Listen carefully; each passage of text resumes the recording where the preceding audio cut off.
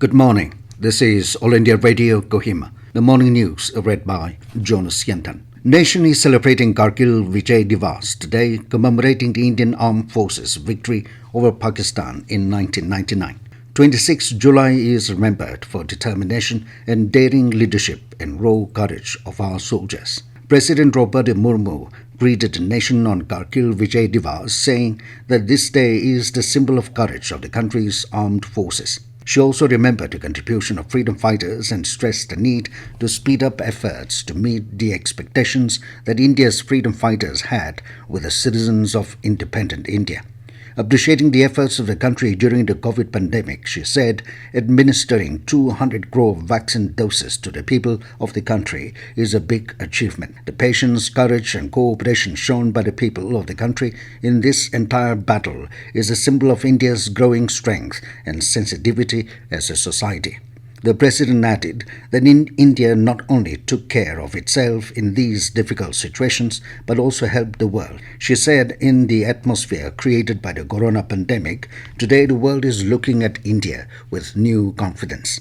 Murmu asserted that the international community has high hopes for India for ensuring global economic stability, ease of supply chain and peace. The government has issued 584 defence licenses to 358 private companies for setting up of manufacturing units. They include 107 licenses for weapon manufacturing to promote Make in India in the defence sector. In addition, there are 16 defence public sector companies manufacturing various platforms and equipments for the armed forces. Minister of State for Defence Ajay Bhatt has given this information in a written reply in a Rajya Sabha yesterday. As part of Azadi Ka Bijli Mahotsav to celebrate 75 years of India's independence, Ministry of Power in association with the District Administration and Power Department is organising week-long Bijli Mahotsav in all districts, which commenced from yesterday.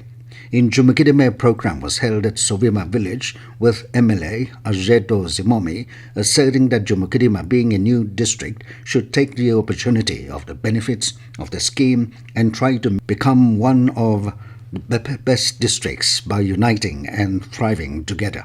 Stating that power is one of the most important departments, Zimomi urged the officers to be honest and sincere in their work, while also requesting them to focus not only in urban areas but in rural areas, thereby helping the underprivileged. He further said the village council is like a government agent and urged the VCs to be active, informed and conscientious. As part of the event, various activities were conducted. The people were apprised of the various government schemes such as Sopaya, Ujala, smart metering and also the rights of the consumers. Also, the Bijli Mahotsav was also held at Alijan village, Mukukchung. SDO Civil Mukukchung, Longtipa L. Sangdam said the power department is trying its best to provide sufficient power supply to the people with minimal charges. Sangdam therefore said, as concerned citizens, the best way to reciprocate towards the department is to make use of the power more judiciously.